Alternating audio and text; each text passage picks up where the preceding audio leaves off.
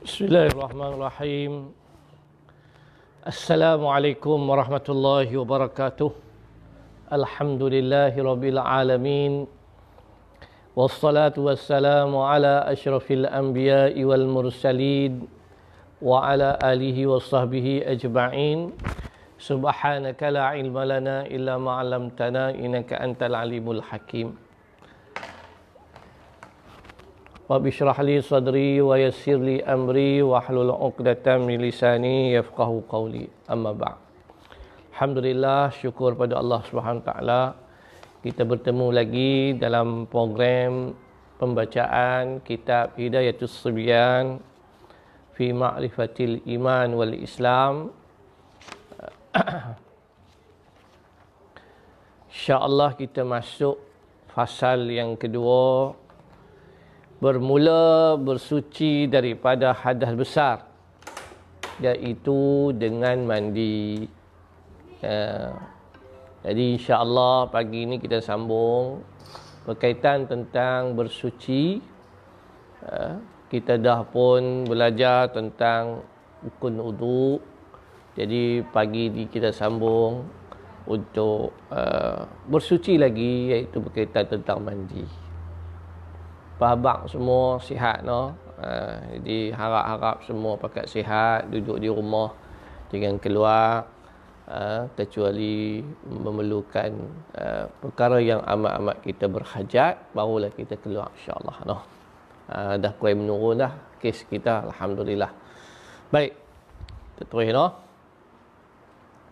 Bermula bersuci daripada hadas besar, iaitu dengan mandi. Kalau hadas kecil, ambil wudu.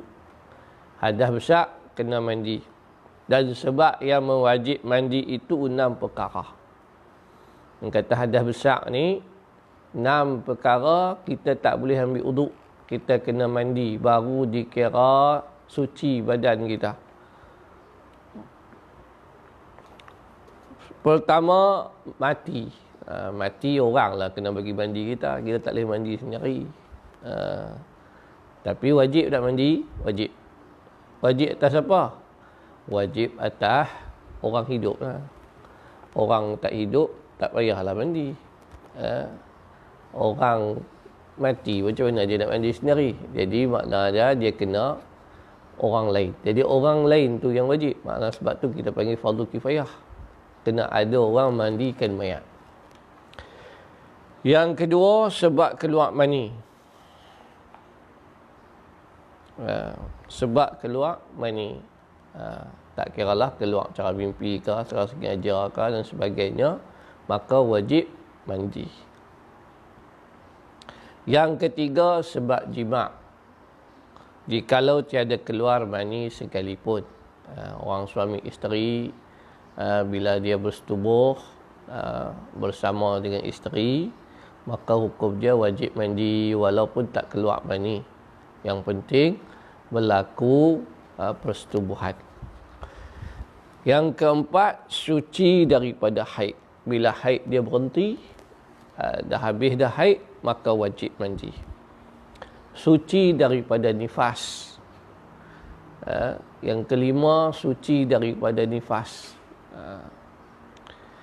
Yang keenam, wiladah, iaitu beranak. Jika berserta dengan basah, wajib mandi dengan ijma' ulama'. Dan jika tiada, maka wajib ia atas qaul yang sahnya. Maka apa pun senangnya, wajiblah bila bersalin. Bila kita gugur anak pun, makna dia bersalin, wajib mandi. Kalau basah, makna dia keluar air lah. Air bertuban, basah.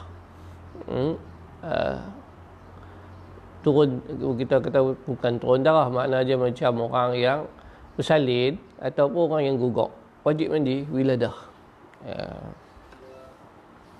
Baik.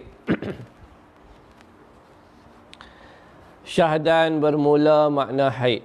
Haid ni apa dia? Iaitu darah yang beradat oleh perempuan yang sampai umurnya 9 tahun.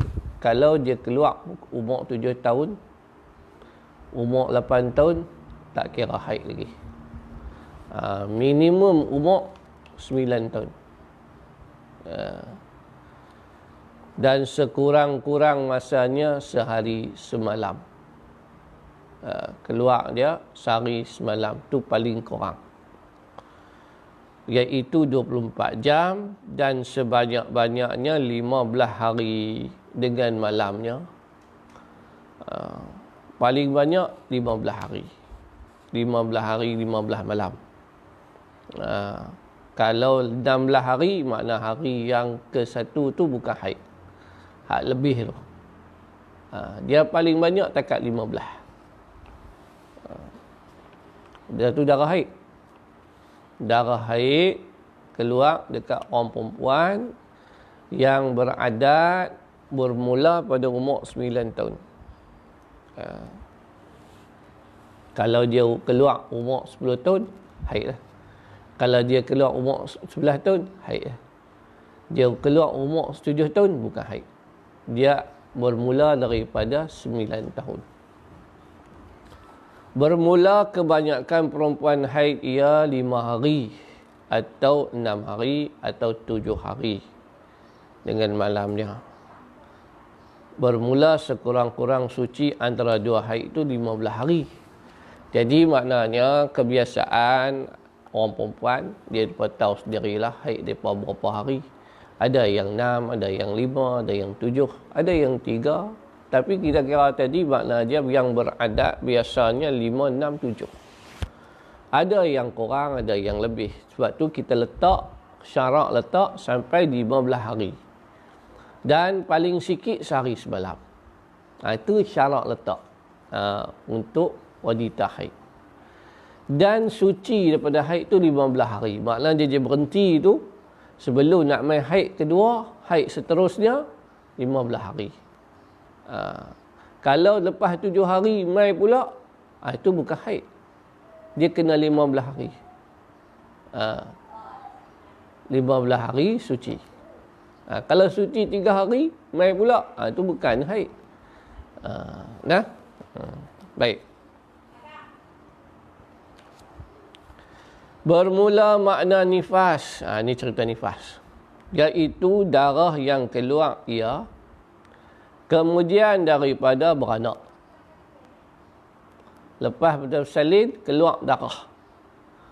Bukan darah keluar sebelum salin. Darah keluar sebelum salin itu nama darah fasad. Darah kotor. Tu wajib mandi, wajib sembahyang lagi. Wajib sembahyang lagi. Darah yang keluar selepas bersalin itu namanya nifas. Sekurang-kurangnya 1 lahzah. Dia keluar sikit. Keluar 5 minit, 10 minit. Itu sekurang-kurangnya. Sejam. Tak kira lah. Itu sekurang-kurangnya. Tiba-tiba dia tak berhenti, dia dah tak ada dah darah tu. Maka wajib mandi. Dah berhenti, wajib mandi. Atau sebanyak-banyaknya 60 hari dengan malamnya. Yang paling banyak 60 hari. Maknanya dia darah nifas ni keluar selepas dia bersalin tu, keluar darah, keluar 60 hari paling banyak. 60 hari. Dan yang ghalibnya perempuan itu nifas ia 30 hari atau 40 hari dengan malamnya. Yang biasalah 30 ke 40 hari itu orang pantang, 44 hari itu pantang tu maksud dia darah, dia kebiasaan dia lah. Kebiasaan dia 40 hari. 40 hari kebiasaan dia. Ini darah keluar selepas bersalin. Itu nama haid. Nama dia nifas. Ya. Baik. Bermula darah yang keluar ia kurang daripada masa sekurang-kurang haid. Kalau darah tu keluar tak sampai sehari semalam. Darah haid tu mai tak sampai sehari semalam.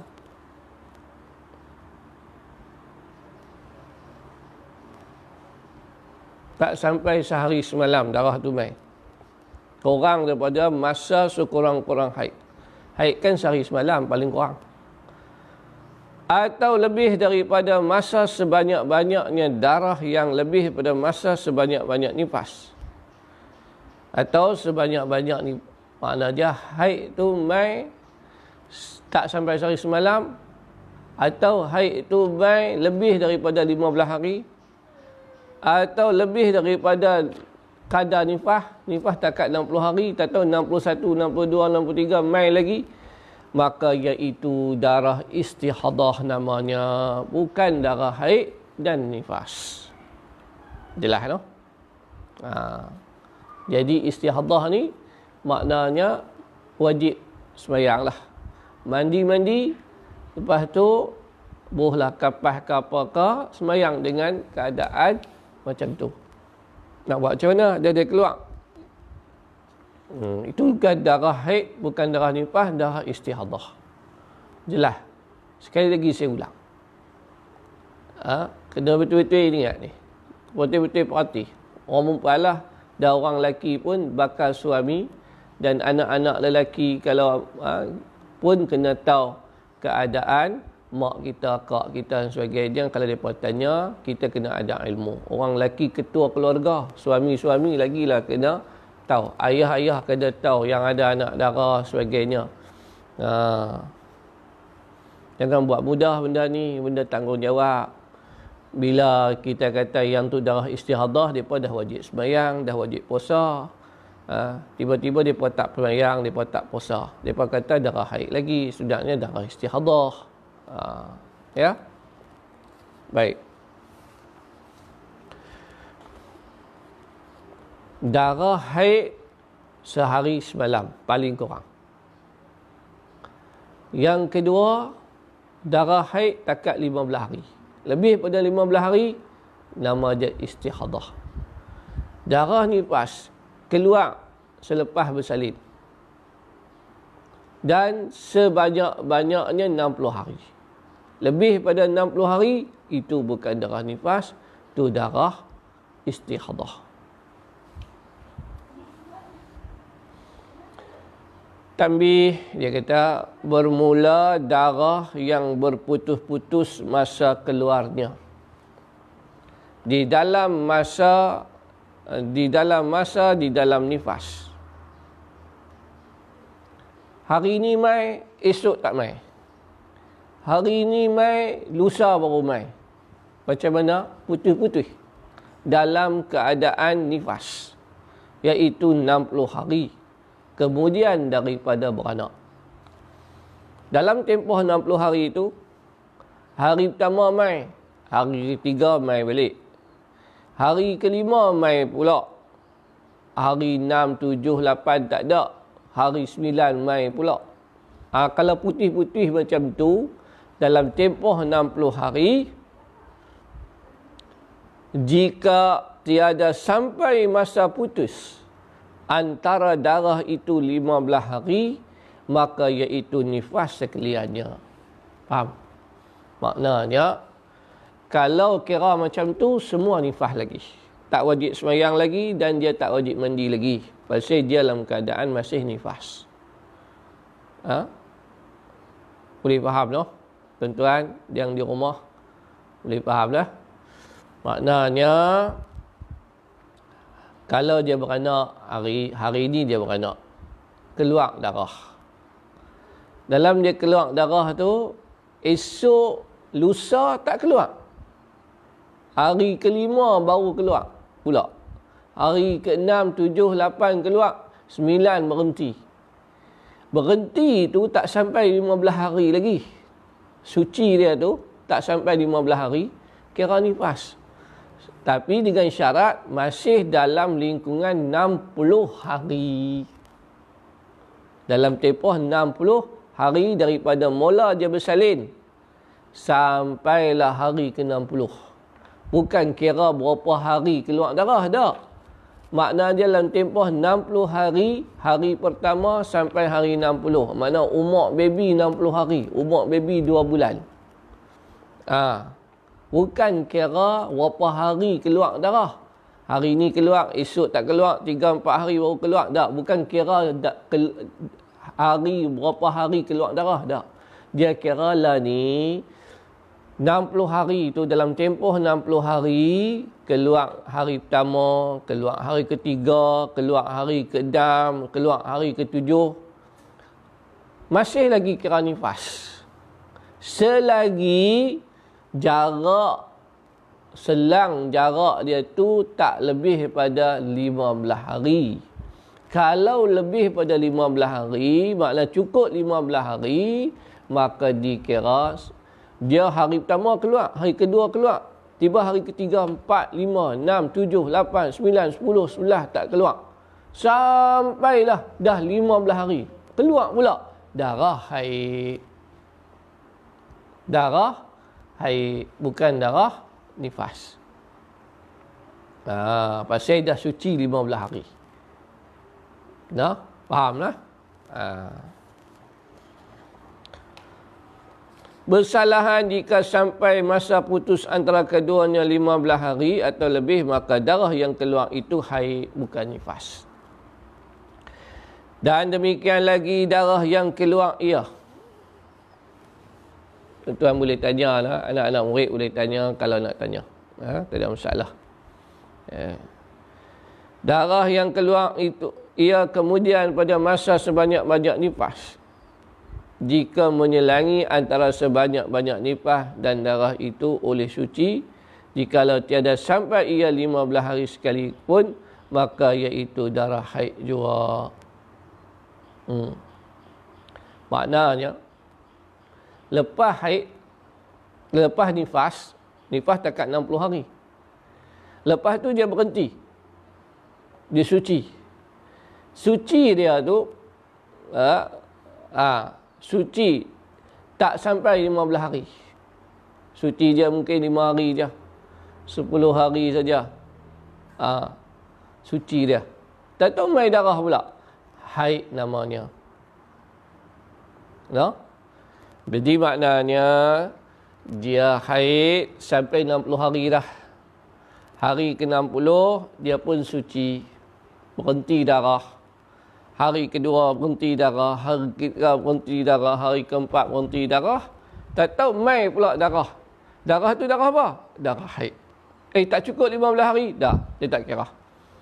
Sebab tu dia kata sini, jika menyelangi antara sebanyak-banyak nifas, iaitu 60 hari, dan darah itu oleh suci, jikalau tiada sampai ia 15 hari sekalipun, maka iaitu darah haid jua. Darah haid. Walaupun tak cukup 15 hari. Sebab dah 60 hari dah dia nifas. Dah lebih pada 60 hari. Dan demikian lagi segala darah yang putus-putus dalam masa haid atas barang apa warna ada ia, maka iaitu haid sekaliannya. Dalam masa haid 15 hari. Sama juga. Dalam tempoh 15 hari itu darah duk mai. Sat je stop, sat je mai. Sat je berhenti, sat je mai. Dia takat 15 hari. Masa mai, lepas tu dia stop, mai pula haid. Haid. Hari pertama mai, hari kedua, 3, 4 tak mai, mai pula 5, 6, 7 mai, lepas tu 7, 8 berhenti, 9 berhenti, 10 berhenti, 11 berhenti, 12 berhenti, mai pula 13, 14, 15 berhenti. Maka semua darah tu darah haid, sebab dalam tempoh 15 hari. Lepas 15 hari nama dia istihadah. Jadi ingat, darah yang berputus-putus di dalam masa haid atas barang apa warna ada ia. Warna apa tak kira lah. Warna ungu ke, merah ke, hitam ke, tak kira lah apa warna dia ada ia. Maka iaitu haid selamanya, sekaliannya.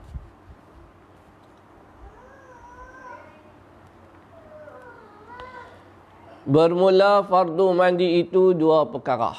Rukun mandi ni. Pertama, niat mengangkat akan hadas yang ada ia padanya daripada segala hadas yang tersebut. dahulu itu, atau niat mandi padanya dan sunat dilafazkan dia dengan lidah seperti katanya nawaitu raf'a hadasil janabah awil haidi awil nifas. Lafaz niat sunat tapi niat wajib. Niat mandi, ya. Niat mandi makna dia masa ayak kena tu niat kita jalan. Ataupun nawaitul ghusla 'anil janabah, nawaitu raf'al hadasil akbar. Macam-macam lah, boleh lah kita nak sebut macam mana. Nawaitul ghuslal wajib.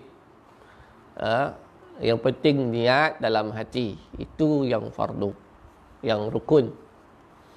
Yang kedua, meratakan air pada sekalian zahir badannya, bermula barang yang zahir pada dubur seorang dan pada paras perempuan pada ketika duduknya. Sebab tu yang orang kata kena mandi duduk tu. Kalau berdiri, dia tercantum punggung kita. Ayak tak boleh masuknya, tersambung. Sebab tu, ma la yatimu illa bihi fahuwa wajib. Benda yang tak sempurna dengan dia, maka jadi wajib. Apa saja ma la yatimu, tidak ma la yatimul wajib illa bihi, apa benda yang kewajipan tak boleh sempurna, tak boleh tertunai kewajipan itu melainkan dengan dia, maka dia jadi wajib.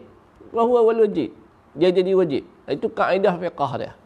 Itu kaedah usul fiqh kata macam tu. Maknanya kalau kita nak mandi wajib, kita berdiri, sempurna tak kewajipan tu? Tak sempurna. Pasal apa? Ayak tak kena punggung. Maka kita kena duduk. Samalah dengan uduk. Kita ambil uduk, basuh kaki.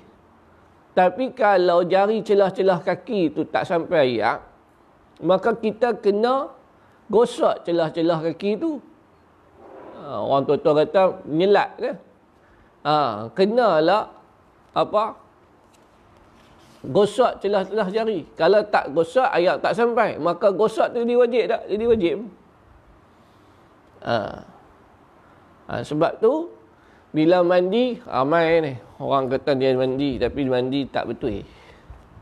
Mandi tak duduk. Macam mana ayak tak sampai?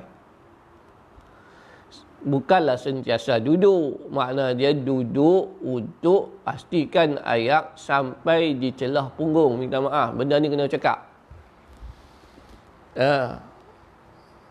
Ayak tak boleh sampai kalau kita tak duduk.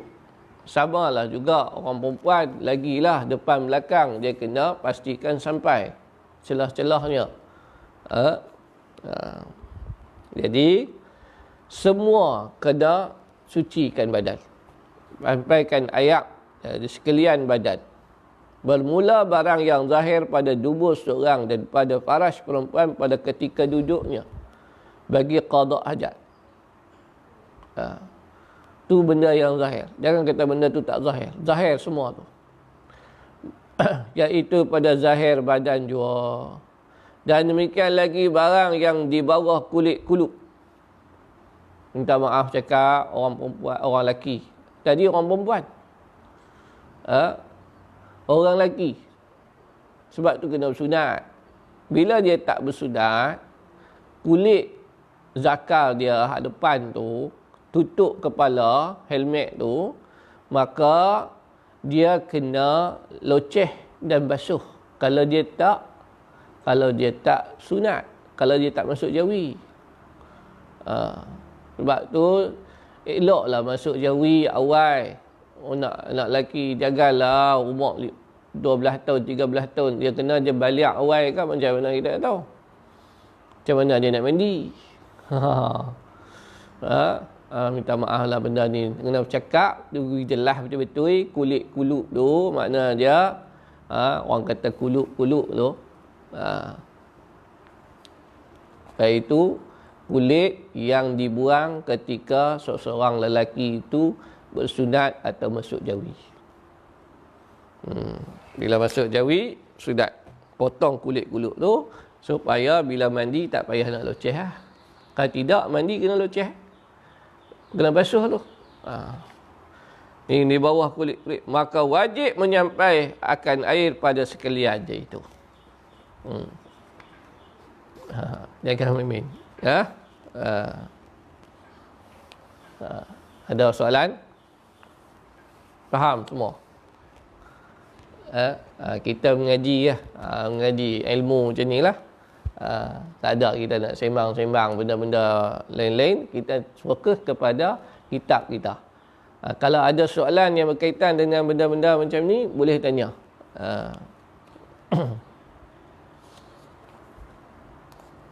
Baik. Tak ada no? Tak ada. Saya teruskan. Bermula segala syarat uduk dan mandi itu 12 perkara. Syarat nak uduk.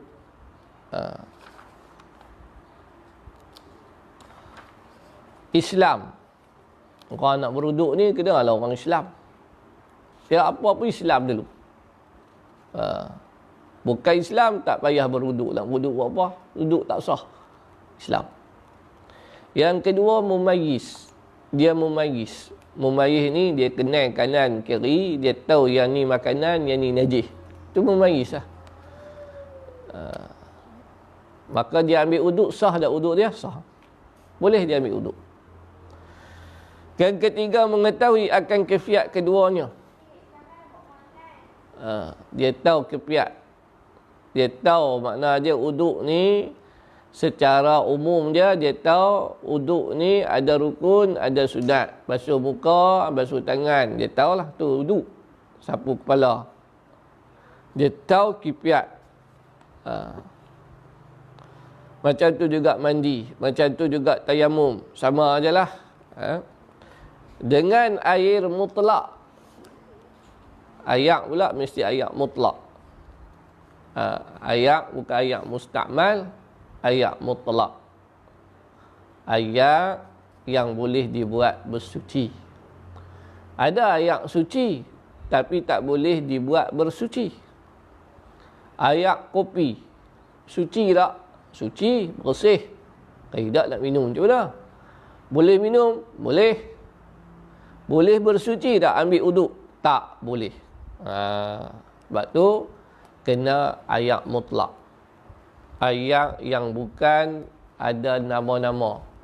Bila kita sebut dia, ni ayak apa?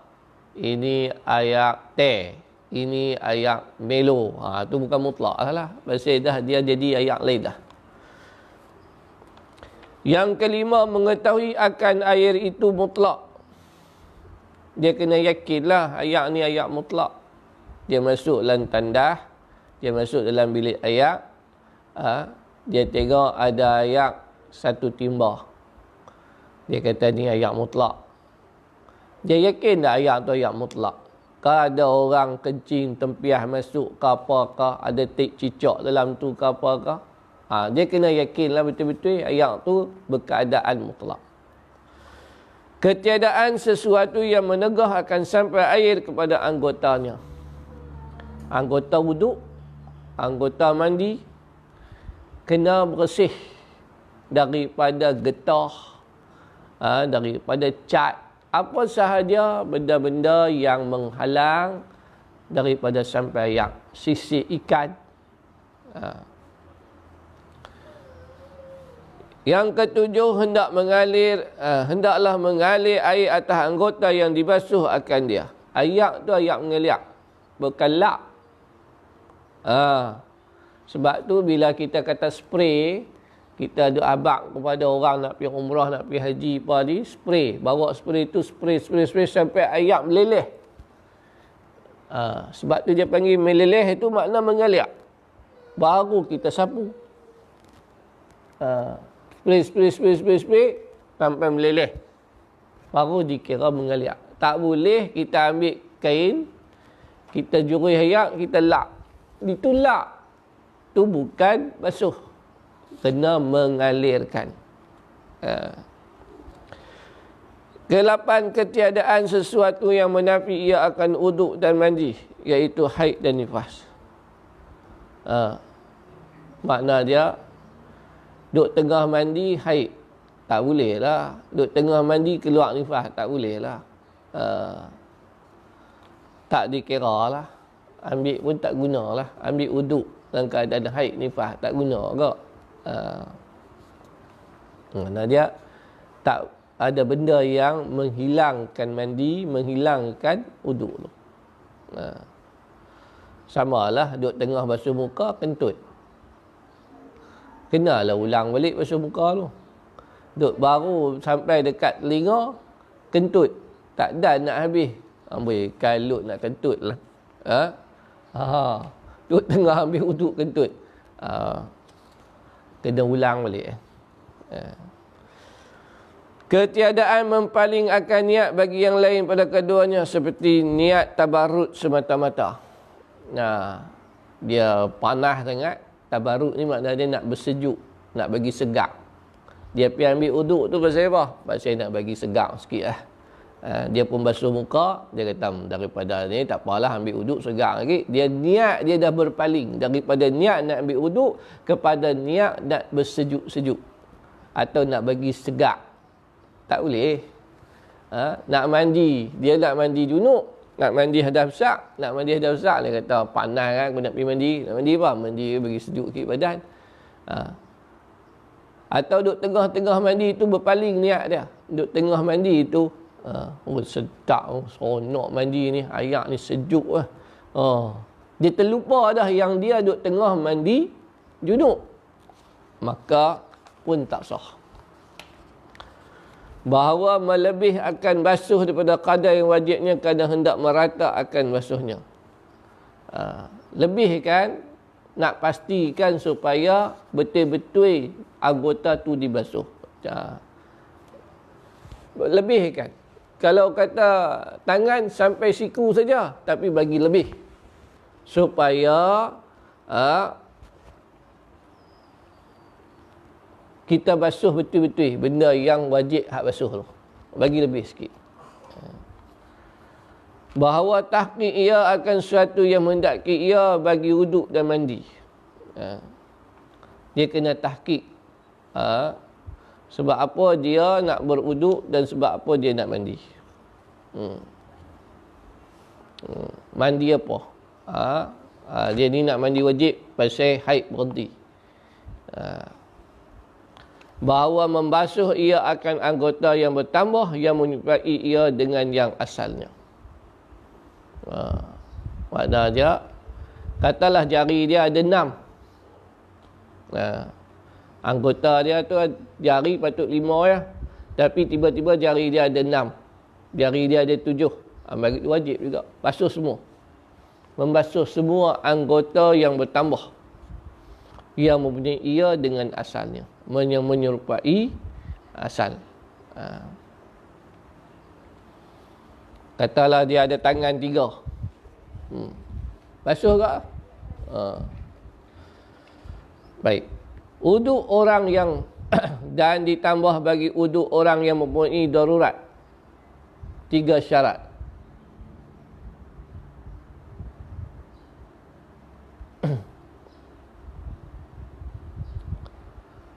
Satu, mendahului akan istinja dan tahafuz. Berhati-hati atas uduk. Yang kedua, wajib mualat antara istinja dan tahafuz. Ni masalah orang yang macam kencing tak puas, darah istihadah. Ni orang darurat lah. Orang darurat. Jadi orang yang darurat ni, dia kena tambah lagi 3 syarat. Yang pertamanya, dia kena istinja dulu. Istinja dulu ni maknanya dia pergilah buang air dulu.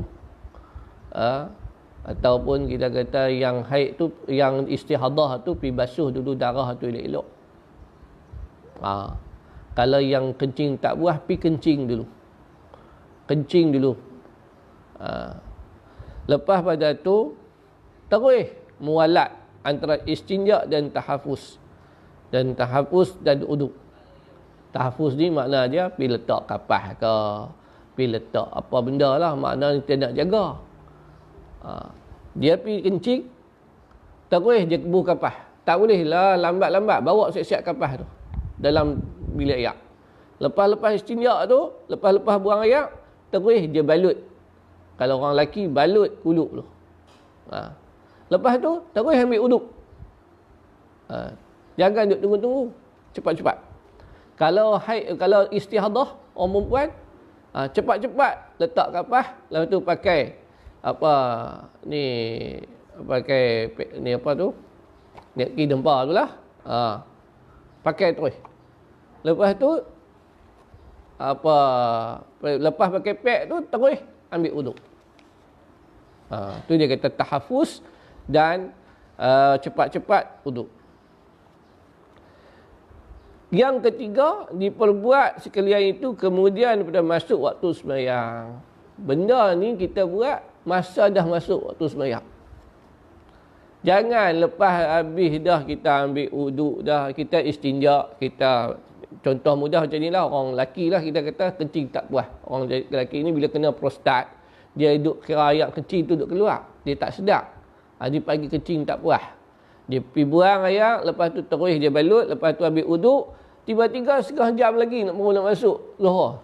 Tak boleh macam tu, dia kena ulang balik. Dia kena tunggu masuk Zuhur, terus baru dia buat benda tu. Itu maknanya diperbuatnya ketika masuk waktu sembahyang. Baik. Boleh? Bantuan? Benda macam ni boleh berlaku dalam masyarakat kita dan diri kita sendiri. Kalau orang tanya macam mana, kita boleh jawab. Anak-anak kita tanya, adik-beradik kita tanya. Jadi kalau kata kita kencing tak puas ni terutama untuk orang-orang tua-tua lah, orang-orang dewasa. Bila dah umur 40 ke atas macam saya ni, kadang-kadang kencing tak puas. Berdehim dah apalah semua. Kadang-kadang dia tiba-tiba dia terkeluar. Terutama orang kadang-kadang masalah, ada yang kencing manis ke, yang masalah prostat dan sebagainya. Benda ni boleh berlaku dan kemungkinan berlaku pada diri kita. Jadi kena tambah 3 syarat tadi. Kita 3 syarat tadi, kita istinja dulu, lepas tu balut dengan kapas ke dengan kain ke, tak kira lah apa saja benda yang suci, yang bersih. Lepas tu, jadi saya duduk tengah sembahyang dia keluar, tak apa. Tak apa. Nak buat macam mana? Benda darurat. Itu panggil darurat. Dia panggil darurat tu, maknanya kita balut. Dan balut tu pasal apa? Pasal tak mau berpindah najis tu kena pakaian. Kalau kena pakaian, tak boleh lah pula. Kena pakaian kita dekat kain ke apa ke, tak mau lah. Jadi kita balut tu, lepas tu kita pakai spender ke apa ke, maknanya itu untuk darurat. Benda darurat. Sama lah orang perempuan pun. Orang perempuan masalah darah. Tapi orang perempuan pun ada juga masalah kencing ni. Kencing tak puas ni. Pun boleh berlaku. Sama lah juga. 3 syarat tadi. Kena ambil waktu dah masuk sembahyang. Dah masuk waktu sembahyang. Sebab tu orang macam ni, elok dia tak boleh diimam lah. Dia tak boleh diimam. Bagilah orang yang sempurna, yang sihat, yang tak ada penyakit untuk jadi imam. Tidak kacau juga. Baik. Baik. Terima kasih kepada, saya tengok kawan-kawan ramai ikuti kuliah saya. Terima kasih banyak. Saudara Ridwan Ismail, Cikgu Zul pun ada. Alhamdulillah. Baik. Terima kasih. Kita sikit lagi, kita pergi last untuk pagi ni ayat mutlak. Yang kata ayat mutlak ni apa dia?